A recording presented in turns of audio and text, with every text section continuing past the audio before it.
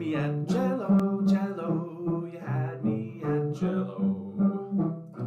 You had me at Cello. Oh, you had me at Cello. Good afternoon, everybody. 5 o'clock on a Friday. Time for another episode of Cello Chat. And this week, I get the great privilege of conversing with Dmitry Kouzov. Dmitry, how are things? Wonderful, thank you. All right. Well, I can't wait to pick your brain about the aspects of cello playing and your videos, for example, on your website and YouTube are very, very musical, and you have some interesting master classes and teaching videos as well. But first of all, I always, of course, like to find out people's stories, not only how your musical education got you here, but how did you even get started on the cello? Well, thank you for that question. And first of all, hello everyone.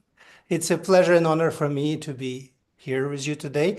And my story started as a cellist, started rather, you know, accidentally. So what I mean by that, I at age 6, because I was a little bored probably at home, my parents decided me to send to a regular elementary school, which was 1 year too early. In back then it was Soviet Union and the town called Leningrad, which became St. Petersburg again later. And sometimes in the first year, one lady came to talk to my class and said, boys and girls who would be interested to study music in a local music school. And I made I don't know if it was a mistake or not, I raised my hand. I think it was now a lucky accident. And she gave me this little slip of paper saying that on such and such date and time I have to show up in the local music school and go through the entrance exams. And I probably put this little slip of paper in my school's uniform and completely forgot about it. And about a few weeks later, my grandmother was uh, helping me to clean my uniform and found some deformed piece of paper, which was that invitation, and which stated that next morning I actually have to show up at that exam. So she had the music education herself, so she taught me how to clap rhythms and sing a popular Soviet song. And with that excessive knowledge, I went next morning to to this school and did what I was asked to do. And then another lady came right after this exam and said, little boy, show me your hands. And I happily did that. And she said, oh, that's a cello hands. I don't know where this comment came from, either from, you know, her trying to recruit more students or because I still don't know what exactly the cello hands are. We should have probably around 5 fingers, and that's about. And and my grandmother, she had some background in piano, but she loved the cello. It had some sentimental value for her. Because she was playing a piano trios as a young girl right before the war with a violinist and cellist. And she really loved the instrument. Unfortunately, the cellist died right in the beginning of the war. So it had lots of sentimental value. She said, yes, cello sounds great. So from age 7, I started taking cello lessons.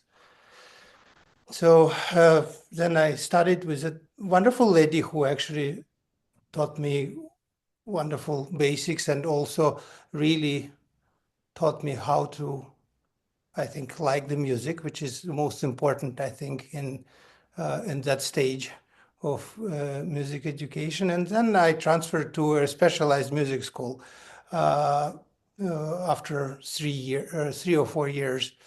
And continued my education. And after that, those specialized music schools, which belong to a couple of state conservatories, they were basically straight road to become eventually professional musicians. So I never had, you know, too many doubts. What should I do in the future, which was good and bad at the same time. Hmm. Hmm. And so next 6 or 7 years, I was in the specialized music school, and then I decided to continue my education in Sibelius Academy in Finland with a wonderful teacher from Moscow. Back then, it was a very regular route for anybody who had to find the best Russian teachers or Russian school teachers. They would have to follow them in the West because Soviet Union collapsed and lots of people immigrated. So that's what I did and spent a few years there getting my both bachelor's and master's all in once there. And after that, I spent 2 years in Juilliard School doing my artist diploma. That's basically my educational background and kind of life, Well, and how early did life story. with whom did you study in Finland and at Juilliard? So in Finland, I started with Victoria Jagling, who was a fantastic cellist and also very good composer, student of Rostropovich and Shostakovich. Hmm. So she was a major influence on me, and I owe her a lot. Unfortunately, she is no longer with us. She passed away about a decade ago. Uh, then in Juilliard, I studied with Joel Krasnick, who was a major influence there, and also with Derek Atkins. All right. And then let's see. Then you have taught at Juilliard and Illinois and Oberlin. Yes. So right after, at the end of my 2 years of artist diploma, Joel Krasnick, who was my teacher and mentor and who became a colleague and a friend, later on asked me if I would be interested to be his cello assistant, and I, of course, gladly said yes. So I did that for a few years in Juilliard. It was a wonderful experience working with people who were just maybe 2, 3, 4 years younger than me, and sometimes exactly the same age. Yeah. And that was my first American teaching experience, and I got my uh, first full-time professorship in University of Illinois in Champaign-Urbana, where it was for I think 10 or 11 years. Yeah, and now for the last 5 years, I'm teach full-time cello at Oberlin Conservatory. Yeah, and Excellent. currently also a chair of the string division. All right. All right. So what of the things that you learned from your teachers kind of still rattle around in your head and when you teach? Do you know what I mean? What aspects of what you learned from them do you feel like you apply on a daily basis? Oh, it's a big question. I don't think it's actually it will be enough time to answer Right. that because honestly, I think I owe everything what I know, understand, and love about music and teaching music to my teachers. And not only teachers, I owe it to, I was lucky always to have a wonderful music friends Mm. and chamber music partners who were equally influenced my uh, life as a musician and my understanding of what music is about and what teaching is about. And it continues so. I mean, I think I'm trying to at least to learn something new every day, and I learn it from my students as well. So, That's great. Yeah. Well, so and what are You're still, look, I'm trying to figure out which order to go with these questions. Hmm.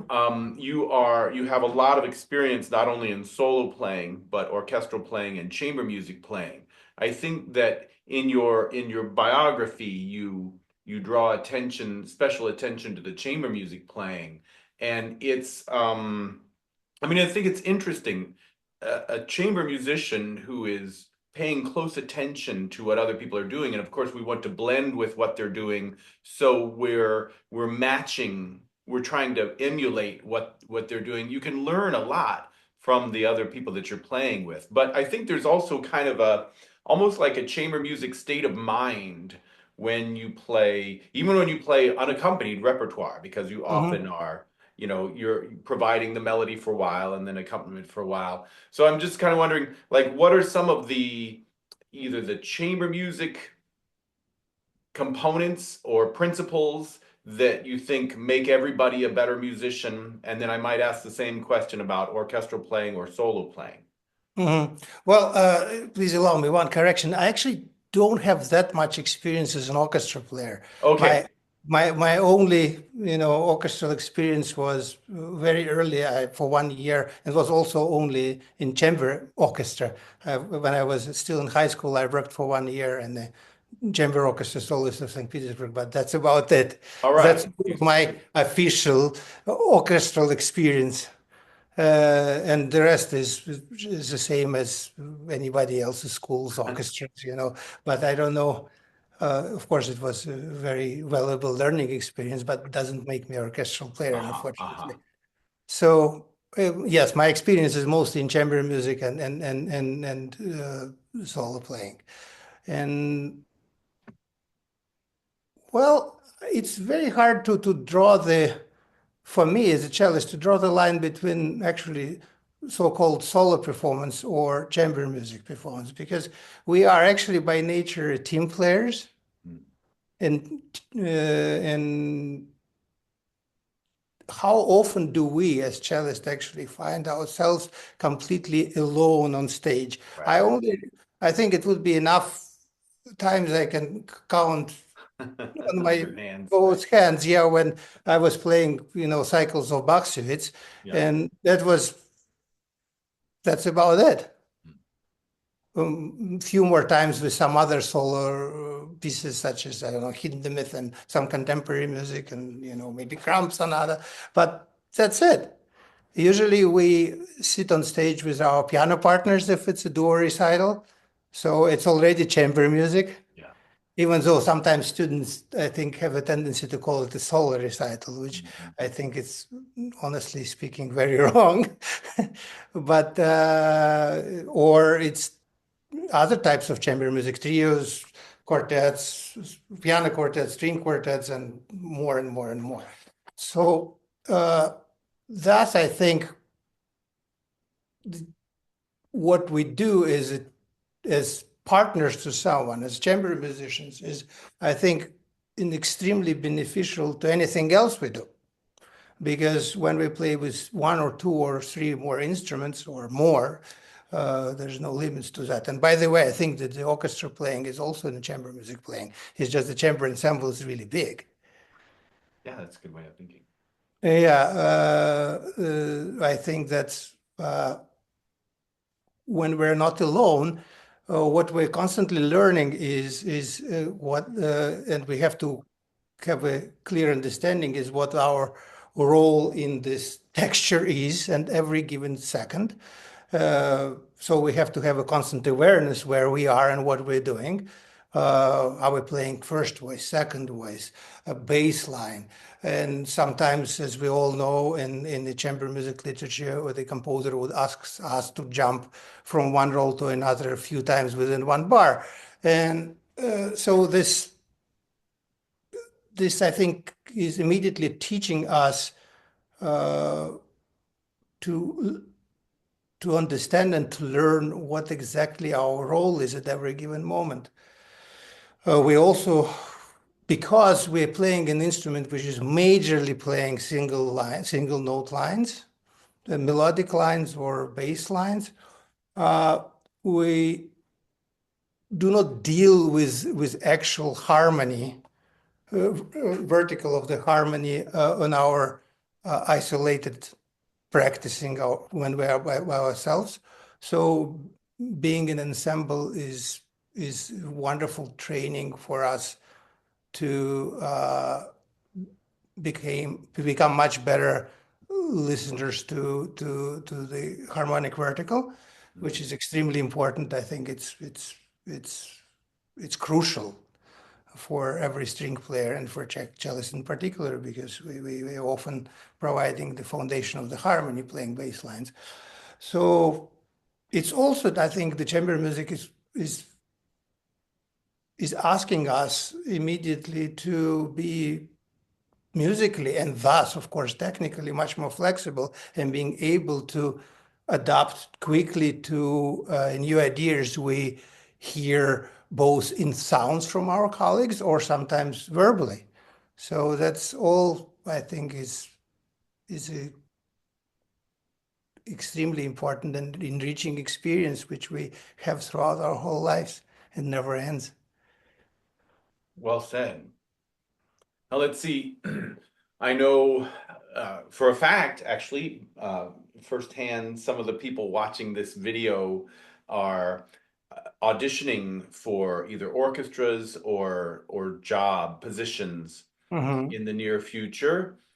What advice do you have in the way of practicing repertoire to get it just so for auditions or competitions? Mhm. Uh, well, the first thing first, I think we the first decision we have to make is we have to choose the repertoire which would represent us in the best possible way. That's important. Mhm. And that means that if someone is preparing for, let's say, orchestra audition, the majority of the repertoire will be assigned anyway. You would have to prepare a certain amount of excerpts and you have no choice, all right? Uh, But let's say there will be also a choice of a concerto and Bach, and then I think that should be addressed wisely. It, so not only for orchestra auditions, but for any other type of audition or competition, uh, it's I think it's quite important to choose something which allows us to demonstrate our strength. And if, let's say, somebody is confident that their, let's say, Dvorak or Schumann or Prokofiev concerto is represent them in the best possible way, they own the piece, and they know that they can rely on it, and I think that's the piece they should play. Another thing is, like, if, let's say, it's audition for a certain type of job, it would be important to know what that particular music organization is interested in, and if they want to hear lots of Baroque music or contemporary music or whatever type of music, I think it's important to be able to provide them with the correct repertoire, which sometimes I think people forget. So choosing the repertoire which represents us, in I think trying the best type of light on us as performers is important. I think important auditions are not necessarily a good place to experiment with a new repertoire, which lots of people, I think, tend to forget, young people especially. That's first thing first. Second very important thing is, I think, is we have to plan our preparation time really well. And it means that obviously we have to start early. This is, I don't want to be Captain Obvious, but it's important to have a really good, somewhat pedantic planning of our preparation time. And let's say we know that we have an audition coming in 2, 3 months, whatever the deadline is. I would highly suggest to take a piece of paper or calendar and write down, first of all, what would be the repertoire. And that's we're going back to the beginning of our conversation about it, then to see how much each piece, how much attention each piece might require, and put some intermediate goals into the calendar and stick to it. If it's a big international competition which requires, let's say, 4 rounds of music, which is equal, I don't know, 3-4 hours of actual repertoire, which is really hard.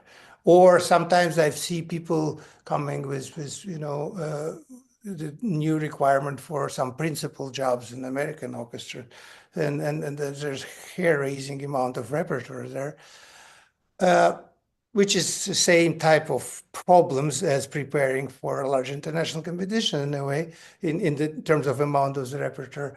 Then it's again 2-3 months is not enough. Then it means that it has to be planned half a year or a year before. And again, we should always try to squeeze in as many old friends in our programs as possible. Second is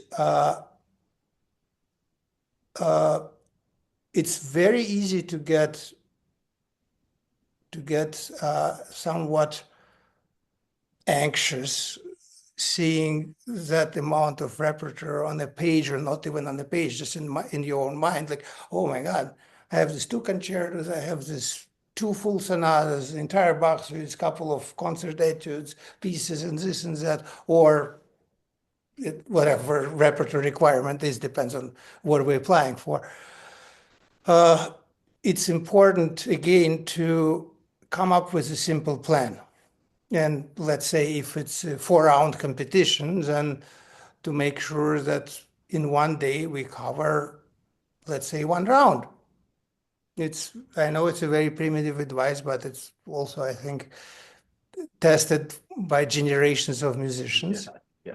And stick to that plan, because the worst thing is that feeling of anxiety dealing with so many things and so many unknowns, which creates a big sense of uncertainty and, again, nervousness and anxiety, which is counterproductive. Not to mention that it's just simply unpleasant to us when we experience that. So we have to divide the repertoire in more or less even amounts, and make sure that we practice that particular, let's say, again, if I'm going to refer to competitions, and we practice 1 round a day. The next day we practice another round. Then this way we'll spend, let's say, 1 month. Then we'll see that we can maybe add to 1 round per day, maybe half round from other day, or 2, the entire one. We can cover more. But nevertheless, I think it's counterproductive to try to go through everything if we have 3, 4, 5 hours of music to deal with, because there is first of all, it will never happen. Then we have to play all of them in one day. It will be always a few days in between. Or the similar idea goes to, let's say, people preparing for a month of playing concerts with many, many different programs. That can happen too, right? And then again, it's, at least from my experience, it's very important once in a while to remind myself, in that case, I'm not going to play all of it in one take, in one day, in one concert. That will be 10 concerts in 1 month with 5 different programs. So let's not try to fix everything at once. Yeah. And so planning and time planning is extremely important. And of course, it's the way we divide our time. It's individual, based on what we know about ourselves. So that's about,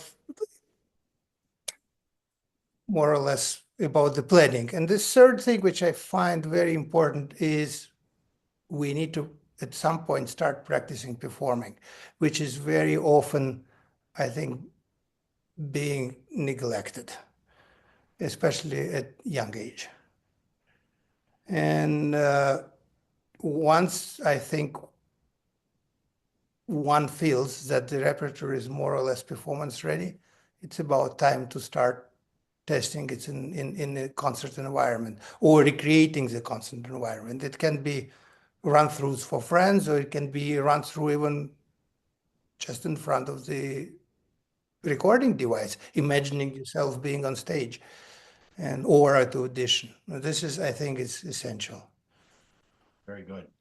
Now, as a follow-up question, think it's probably a perennial thing that a number of young people also get it in their head that the audition, kind of like the winner, is going to be the person who has the avoids mistakes the most. You know what I mean? That we're always trying to just avoid things in the minus column. But for example, there's a couple of your, I think, master classes where you talk about the importance of things like nuance and attention to detail. You know, isn't it true that you are also, when you practice or when you prepare your students, I imagine, trying to find, like, proactively find things in the plus column, and it's not just, oh, please don't miss this shift, please don't play out of tune, sort of thing. Yeah. Yeah. All right. In some ways, I on my own thoughts on when I heard you talk about that, I'm thinking about how even from the standpoint of getting the conscious brain to think about, I have a message here, I have something very valuable to say through this piece, is a much healthier way to go out on stage than to think, you know, I sure hope I don't miss that shift in measured 59.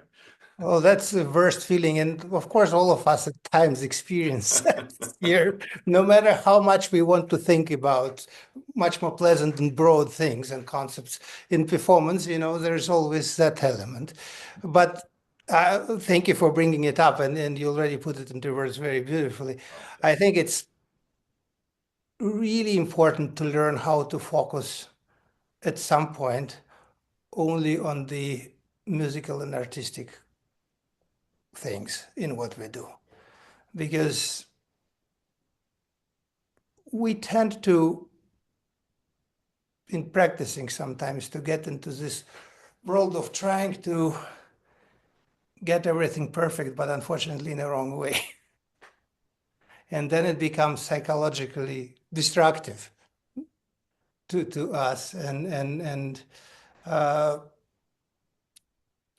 again, going back to the importance of performance practice, practicing performing, I think that helps to solve this problem to a certain degree, and it cannot be replaced. But it's so important to remember that big part of what we do is, and actually not the big, but actually, in my opinion, the most important, and we are playing something so amazingly gorgeous, what we so deeply love, and we are there on stage is to share our love, Yes. not just to play all of the notes in the right order at the right time and perfectly. Yes, that's inspirational. That's very nice. Yeah. So I like to ask all of my guests a question about motivating students. Of course, it's certainly not every student. Some never seem to run out of their steam or their drive on any day. But then there are other students who, either for a few weeks or just from on this day or that day, just need an extra something to Mhm. help keep them going and moving them forward. So I'm just wondering, how do you help students when they need something to an extra way to think about getting motivated to practice and play? Well, there's, of course, again, the so-called loss of motivation can come from many, many different places and such. And that, I think, uh, what we teachers need to address can be slightly different or quite different. Uh, but one of the most, I think, important and helpful thing I experienced myself as a student, and also what I'm trying to keep as a major part of me being a teacher is it's important once in a while to have the lesson oriented not necessarily on cello playing itself, but on discovering how beautiful actually the music we're dealing with is. So that sense of wonder, which we have when we're dealing with real masterpieces, I think is in a way is one of the most important motivators, and it should be. So talking about what makes this music so powerful on every level, including emotional one, I think it's very important to make ourselves motivated. I also believe that surrounding ourselves by the beauty of music, and not just music, arts, can be a fantastic motivator, especially at the times when we feel a little low, because the loss of motivation is not usually happens because somebody is per se is just simply lazy. Let's be honest, it's not that. It can be. I mean, we all have moments where we actually don't feel like doing things. That's okay. But usually it comes from when we have a moments when we forget that what we're dealing with is really beautiful. Or very often it happens when we're starting to doubt ourselves so much that that becomes primary. Like, oh, should I continue doing it or not? What is my place in the world of music? And, all of this often difficult and unpleasant thoughts, which all of the musicians go through. Not just musicians, I think everyone actually Right. on different levels. And that can be biggest killer of a motivation. And in that regard, I think it's extremely important. At least I found it very helpful at early stages for myself, and I also tried to provide the same advice to my students often. It's very important to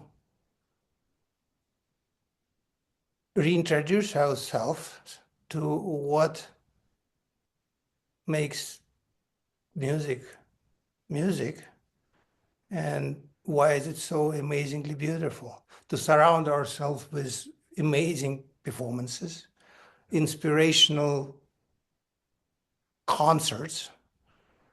Oh, and nowadays, with so much technology being available, it's so easy.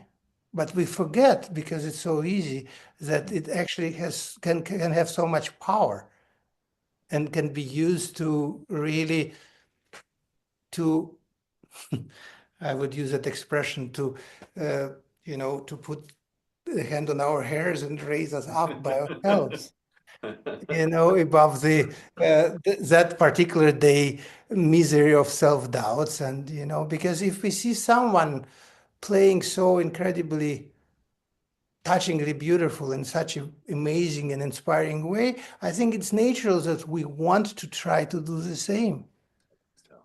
And I think that power of someone else's example is extremely important. And I think we need to remember that at our low moments. So we again reintroduce ourselves to the main reasons why we do what we do. Excellent, excellent. Nice. All right, Dmitry, concerts and projects coming up yet either this spring or summer. What do you have? There's a couple of recitals this next 2-3 weeks in Florida and California. Then I'll come back home and play concert with two concerts. No, sorry, one concert with my colleagues and guests here in Oberlin, and we'll also have a chamber concerts in Detroit and a couple of chamber concerts in Virginia, I believe, within next month and a half. And then I have a plan to go and make a recording and play European premiere of a newly written concerto by a wonderful composer, Stephen Taylor, Okay. in Serbia, but that might be postponed due to the political unrest in the country there. Mhm. So that was planned to April, but right now it happened actually in the fall. But that's my immediate plans. For now, I don't know if that will happen or not. And then the summer will come, and there will be festivals filled with teaching and coaching chamber music and playing chamber music and regular stuff. Sounds great. Well, I encourage everybody to check out your teaching videos, your performing videos, your numerous CDs that you've performed on, and hopefully some people watching will get to cross paths with you at one of those performances or summer festivals as well. But thank you very much, Dmitry. This has been a real pleasure visiting with you. Thank you so much for inviting me. It's been a pleasure talking to you and to people whom I don't see at the moment. Yeah. But I'm sure they're somewhere in the virtual world right now. That's right. Anyway, thank you again. It's a big pleasure and honor. Thank Thank you. you. Thank you. My pleasure. All right, everybody out there, happy practicing all week. We'll meet back here this same time next Friday. Take care. You had me at Cello, Cello, you had me at Cello.